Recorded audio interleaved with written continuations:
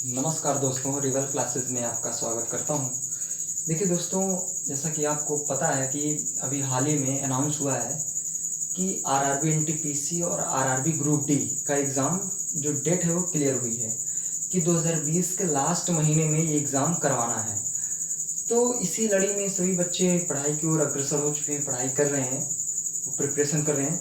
तो मैं भी अपनी इस रिवल क्लासेस में एक श्रृंखला स्टार्ट कर रहा हूँ। बेसिकली आज का जो मेरा टॉपिक है इंट्रोडक्शन ऑफ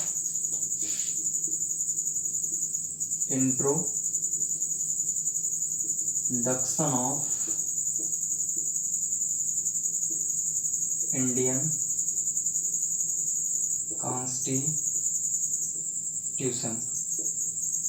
मीन्स आज हम भारत के संविधान के बारे में थोड़ा परिचय के बारे में बात करेंगे कि भारतीय संविधान बेसिकली बना क्यों, इसका मेन मकसद क्या था, क्यों बनाया गया, इसको हम थोड़ा देखेंगे। देखिए, भारतीय संविधान के संक्षिप्त में कुछ इतिहास हैं, उसको हम जान लेते हैं। सन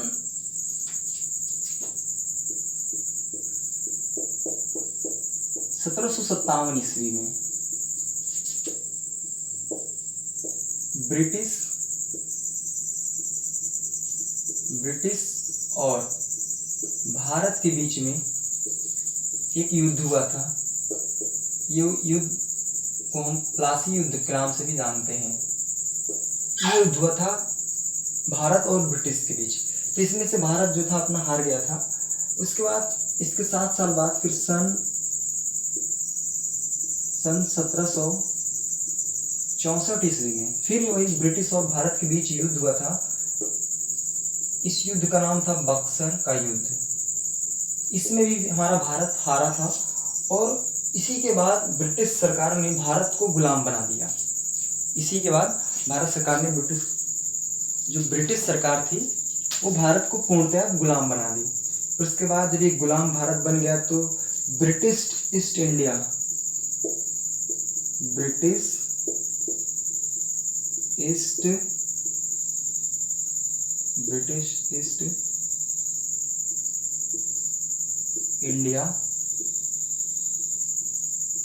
कंपनी की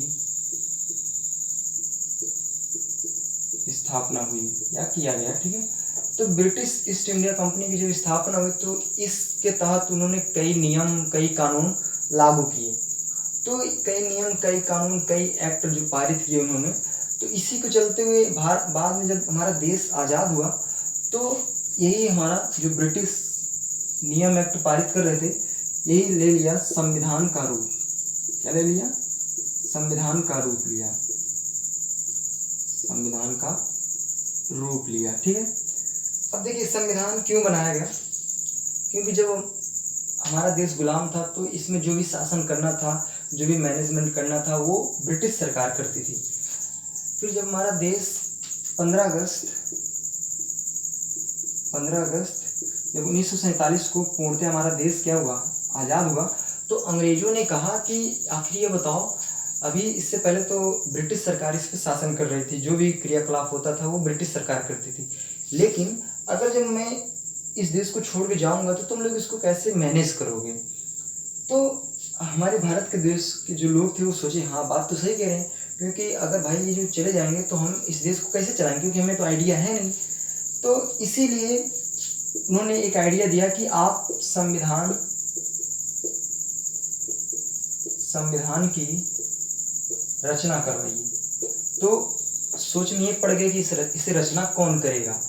तो बताया गया कि आपके ही देश में एक व्यक्ति है जिसका नाम है B.R. अम्बेडकर। ठीक है, बताया गया कि आपके देश में एक व्यक्ति है जिसका नाम है B.R. अम्बेडकर। उसी से कहिए, वही संविधान लिख सकता है। क्योंकि वो ये इतने बुद्धिमान थे, इतने पढ़े लिखे थे कि उनको पता ही था कि यही व्यक्ति है जो संविधान को रचित कर सकता है, बना सकता है। तो इनको बोला गया कि भैया आप संविधान को बनाइए। तो B.R. अम्बेडकर जी ने 2 वर्ष 11 माह 18 दिन, यानी मैं कह सकता हूं कि लगभग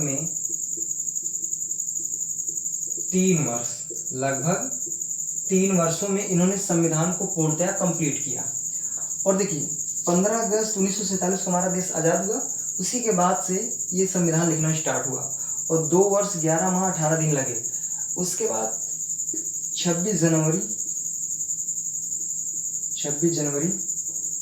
1950 ईस्वी को संविधान को पूर्णतया घोषित किया गया कि संविधान आपका बन चुका है और अब इसको लागू किया जाए। तो संविधान को 26 जनवरी 1950 को लागू कर दिया गया। तो आज 1950 से अब तक हमारा संविधान चल रहा है और संविधान के अकॉर्डिंग ही देश में कोई भी क्रियाकलाप होता है तो संविधान के अकॉर्डिंग हम इसको कर पाते हैं। ठीक है, अब देखिए, अब आपको एक कन्फ्यूज़न ये हो रहा है कि संविधान में आखिर हम पढ़ेंगे क्या चीज़।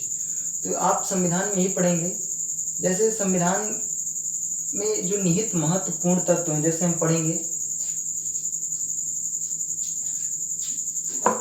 क्या पढ़ने वाले हैं इसमें। बेसिकली हम लोग सीखेंगे कि नंबर 1 में हम सीखेंगे जैसे राष्ट्रपति, उपराष्ट्रपति, प्रधानमंत्री, राज्यपाल,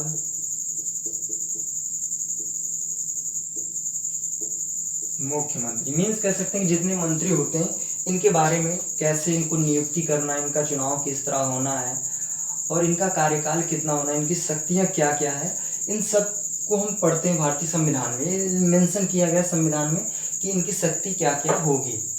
ठीक है, फिर उसके बाद नेक्स्ट हम बात करते हैं, जैसे ये कि मतलब एक देश में कितने प्रदेश बनेंगे, कितने जिला बनेंगे। अगर कोई प्रदेश बहुत ज़्यादा बड़ा है, उसका कार्यवाहन करने में प्रॉब्लम हो रही है, तो उसको 2 भागों में खंडित करना, ये सब संविधान में मेंशन किया गया है। और संविधान में ये भी मेंशन किया गया है संघीय कार्यपालिका, संघीय कार्यपालिका, न्यायपालिका, और उसके बाद आपका आता है संघीय कार्यपालिका, न्यायपालिका, और भी ऐसे हैं जो ETC करके हैं। ठीक है, फिर उसके बाद जैसे नेक्स्ट आएगा संविधान में हम ये भी पढ़ेंगे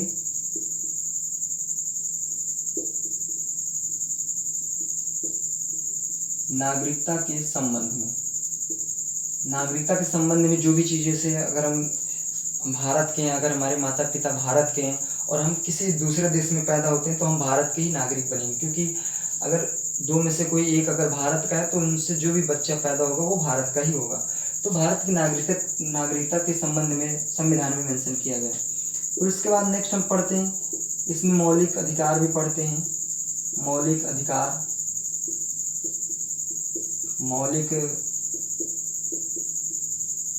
मौलिक कर्तव्य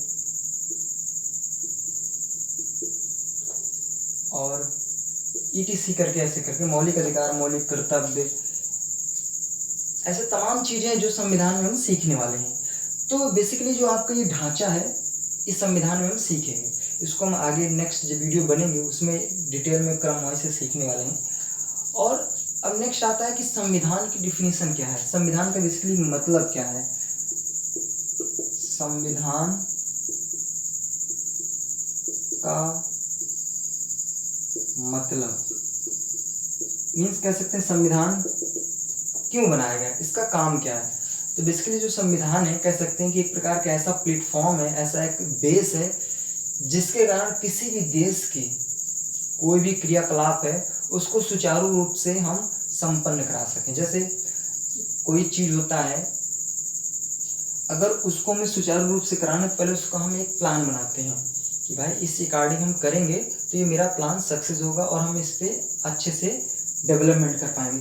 तो जो संविधान है बेसिकली किसी देश को चलाने के लिए एक प्रकार का ढांचा है, जो देश में कौन कौन से मंत्री बनेंगे, क्या उनकी योग्यता होनी चाहिए, वो कहाँ के होने चाहिए, उनके पास कितनी पावर होनी चाहिए, इन सब को जो मेंशन ब्यौरा है बेसिकली वो संविधान में मेंशन किया गया। उनका चुनाव किस तरह करना है, उनसे संबंधित जो भी चीज़ें हैं वो संविधान में मेंशन की गई। जैसे संविधान में और भी चीज़ें मेंशन की, जैसे सुप्रीम कोर्ट के बारे में बताया गया है, हाई कोर्ट के बारे में बताया गया है, लोअर कोर्ट के बारे में बताया गया है, और पंचायती राज व्यवस्था, चुनाव, ये ग्राम प्रधान चुनाव, मुखिया का चुनाव, ये सब जितने भी क्रियाकलाप होते हैं देश में, उस सभी का जो भी ब्यौरा है वो संविधान में मेंशन किया गया है।